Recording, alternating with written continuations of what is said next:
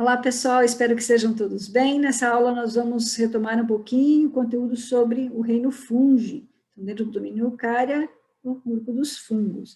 Você já deve ter se deparado com imagens como essa, um tronco de árvore, uma orelha de pau, mofos, mesmo um pedaço de pão bem velho, com mofo escuro, uma fruta com então, bolor negro ou bolor verde, ou ainda, nesse caso, esses tomates já molinhos, né, em decomposição, ou ainda imagens como essa, nos troncos de árvores, que são os líquens. Então, nessa aula, nós vamos falar um pouco sobre esses grupos aqui. Seriam, então, representados pelos mofos, pelos bolores, né, lá, às vezes, no canto, na sala, né, úmida da casa, no banheiro, às vezes, no vegetal, algumas folhas que aparecem, elas têm um veludinho em cima, que são fungos parasitos, né? Aqui no caso, orelhas de pau, os cogumelos, e ainda nós temos os levedos, que são fungos microscópicos. Então, nós vamos falar um pouco mais sobre esse grupo hoje.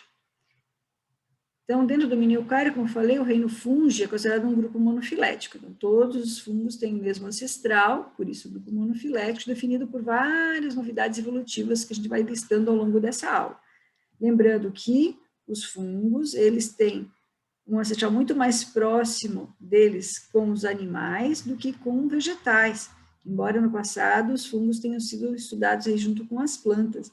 Então, hoje a gente considera que os fungos são mais aparentados aqui do grupo dos animais, o reino animal, lembrando que animais compartilham um ancestral em comum com protozoários do grupo dos coanoflagelados, isso já viram no ano passado, né? Então, animais derivam de um ancestral em comum com coanoflagelados, mas os fungos estariam aqui próximos, né, com ancestral em comum aí, próximo dos animais.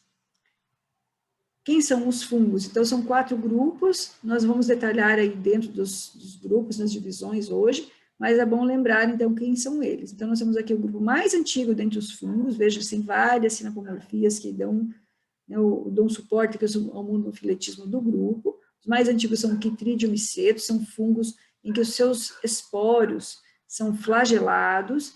Depois, os outros 3 grupos de fungos, que são os mais conhecidos, visíveis do nosso dia a dia, eles têm esporos que não têm flagelo. Então, essa é uma diferença. Quem são esses grupos? Então, aqui é o bolor negro do pão, representado aqui, representam os zigomycetos. Dentre os que são mais visíveis, né, então, formam aqueles cogumelos, orelhas de pau, né, os chamados corpos de frutificação, estão aqui, então, os ascomicetos e basidiomicetos. Essa aqui é a estrutura reprodutiva deles, né? Então, o ascocarpo, no caso dos ascomicetos, e o basidiocarpo, no caso dos basidiomicetos. Então, vejam que são grupos bem familiares para a gente, e, como eu falei, é um grupo bem definido, são monofiletismos por várias sinapomorfias. Vamos ver que o corpo deles é constituído por hifas, que é uma característica, eles possuem parede celular, onde o composto é a quitina. O processo de reprodução envolve a produção de esporos, eles guardam em suas células uma reserva na forma de glicogênio, e ainda o processo de nutrição deles é diferenciado, porque eles vão fazer decomposição e absorção de matéria orgânica. Então, nós vamos ver isso ao longo dessa aula. Só por curiosidade, lembrando que o que é considerado o maior ser vivo do planeta é um fungo, esse cogumelo do gênero Armillarium basidiomiceto, cogumelo mel, por causa dessa coloração dele, e ele ocupa uma extensa área lá no estado de Oregon, nos Estados Unidos, e eles consideram que tem cerca de 2.400 anos. Então, já fizeram amostragens e perceberam que é o mesmo indivíduo que vai se reproduzindo e vai se, né, se estendendo, né, ao longo dessa área. Ele é um parasito de raiz de pinos, né, de pinheiro. Então, só para curiosidade aí. Então, definindo bem o que é um fungo. Então, tem que lembrar que eles estão no domínio Eukarya, então são seres eucariontes. Nós temos exemplares que são unicelulares, como é o caso desse levedo. Então, ele está bem emparelhado, mas ele é unicelular. E os vários que são pluricelulares, filamentosos, ou que chegam a formar essas estruturas aqui, que lembram, né, então, que são os cogumelos, que são bem visíveis, então são os pluricelulares.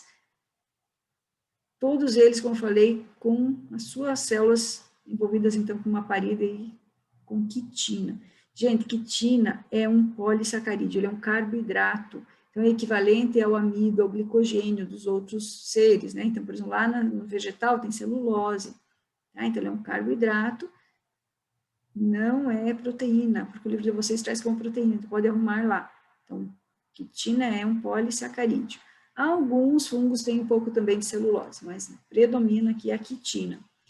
Como eu falei, os fungos no passado foram aí tratados ou estudados junto com as plantas, pelo fato de serem imóveis, né, parecer que estão enraizados, mas não é o caso, eles são aclorofilados, eles não têm clorofila, ou seja, nenhum fungo consegue fazer fotossíntese. Então, todos os fungos são heterotróficos obrigatórios, eles precisam, né, ingerir, eles precisam se alimentar de matéria orgânica já sintetizada, assim como os animais, assim como os protozoários e as bactérias que são heterotróficas. Então, como falei, os pluricelulares, o corpo deles é feito, né, então, por vários filamentos que estão, em parte, envolvidos, né, adentrados aqui na matéria orgânica, em parte, eles podem estar formando essa estrutura reprodutora. Então, um conjunto de filamentos, que são as hifas, formam o chamado micélio, né, dessa forma aqui. Então, as hifas, são esses filamentos todos, o conjunto de hifas forma o que chama de micélio. Tanto o micélio vegetativo, que é aquela parte que normalmente você não consegue nem observar, porque ela está entre, né, dentro da matéria orgânica, pode ser lá num fruto em decomposição, num tronco de árvore, num animal que esteja em decomposição. Essas hifas podem estar, então, adentrada na matéria orgânica, é a parte vegetativa que vai fazer a parte de respiração, de nutrição do fungo, e quando aparecem essas estruturas, para os fungos que conseguem, né, que produzir esse tipo de estrutura, que são os corpos de frutificação, eles vão, então, receber a denominação de micélio reprodutivo, ou reprodutor. Então, é responsável pela produção de esporos, que é característica aí também dos fungos, né, o processo de produção de esporos. Então, aqui um detalhe dessas hifas, né, então, esses filamentos, e lembrando, então, que o conjunto de hifas é que forma, então, o micélio. Os fungos, eles reproduzem muito rápido, eles têm um crescimento rápido, inclusive, desde que exista umidade e uma temperatura adequada. Quando a gente percebe mofos, bolores, geralmente estão em lugares que não são muito, são também escuros, né? Então, não há necessidade de iluminação, porque lembre que eles são heterotróficos. Tá? Então, aqui mostrando, lógico que são animações, mas mesmo assim eles têm reprodução, um crescimento rápido, o que mostra as hifas, as correntes citoplasmáticas aqui dentro. Aqui a liberação de esporos, no momento em que eles estão prontos, né? E aqui a formação, né, o surgimento desses corpos de frutificação. Tá? Então, usualmente, então, os fungos são imóveis, mas eles conseguem ir mais longe, digamos, pela liberação de esporos. Nós temos tipos diferentes aí de hifas, dependendo do fungo. Os mais antigos, os mais basais na história evolutiva, tem hifas assim. Então, se você olhar dentro do filamento, ela tem vários núcleos, mas não tem separação entre, né, esses núcleos. Então, a gente chama de hifa cenocítica. Né, é um filamento alongado, cheio de núcleos. Quando ela apresenta septos, dessa forma, com um ou com dois núcleos, diz que a hifa é septada. Então, esse aqui para os fungos mais derivados, que surgiram, então, mais recentemente, mais apicais lá na árvore. Os fungos se reproduzem de duas formas, a mais comum é a assexuada. Então, para os unicelulares, que é o caso das leveduras, então, aqui um exemplo do unicelular, eles se reproduzem por brotamento, ou seja, formam um novo indivíduo, só que primeiramente é pequenininho e ainda preso ao indivíduo original, mas depois se desprende e forma um novo indivíduo, então por brotamento no caso dos unicelulares. Os multicelulares, pluricelulares, pode ocorrer fragmentação então do micélio, né, rompe um pedaço do micélio, forma daí novos indivíduos, simplesmente crescendo, ou por produção de esporos, nesse caso N. Por quê? Porque os fungos, essa parte visível que você observa do fungo, ele é N, ou seja, tem metade do número de cromossomos possíveis para a espécie, tá? Então, normalmente ele é N. E esses esporos, que, como eu falei, geralmente são imóveis, não tem flagelo, com exceção daquele primeiro grupo mais antigo lá, que são os Chytridium-micetus, que tem flagelo, os demais não tem, eles são geralmente mais resistentes, e que por no caso dos esporos, por mitose, eles vão originar novos indivíduos produzidos, então, em regiões ou órgãos chamados esporângios. Tá? Então, veja, o esporo é N, e por reprodução assexuada, ele pode formar novos esporos N por mitose, quer dizer, ele simplesmente, como se fosse fazer uma cópia, um xerox aí dos esporos antigos. Tá? Então, a imobilidade do fungo, né, já que são seres que ficam paradinhos lá no ambiente, ela é compensada ele, né, consegue mesmo assim ir longe, tem uma capacidade de dispersão, por quê? Porque ele vai produzir muitos esporos, esse esporo pode ser carregado pelo vento para locais mais distantes, e ele cresce rápido, como a gente comentou anteriormente. Os fungos podem ter também reprodução sexuada. Nesse caso, quando ocorre fusão de hifas diferentes, então, dois indivíduos diferentes da mesma espécie, N, quando ocorre, então, a união, fusão de duas hifas, e forma, então, hifas 2N. Nesse caso, aí ele vai ter que passar depois por meiose, para novamente voltar a ser um indivíduo com metade do número de cromossomos, que é o caso dos fungos aí.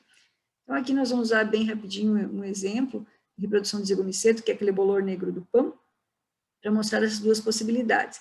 Então, aqui, reprodução assexuada, mostrando, então, as hifas, a formação desses esporângios. Então, nesse caso, dos zigomicetos, não forma cogumelinho, não forma corpo de frutificação, ele é mais simples, mas forma os esporângios, e aqui produz, então, os esporos N. Então, eles vão se multiplicando, caem no substrato e formam novamente um indivíduo igualzinho, né, assexuadamente.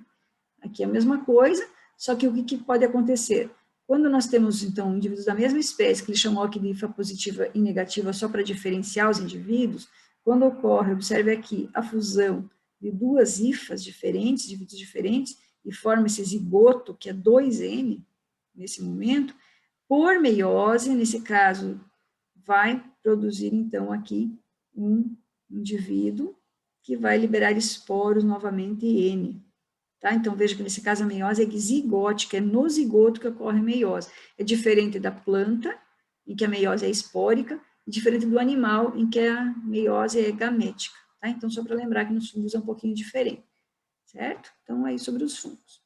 Tá? Então, só para lembrar que aquele corpo de frutificação em característica é comum aqui em ascomicota ou ascomicetos e basidiomycetos. Então, os zigomicetos aqui, eles formam esporângio, mas não chegam a formar esse corpo de frutificação, que é essa estrutura mais elaborada.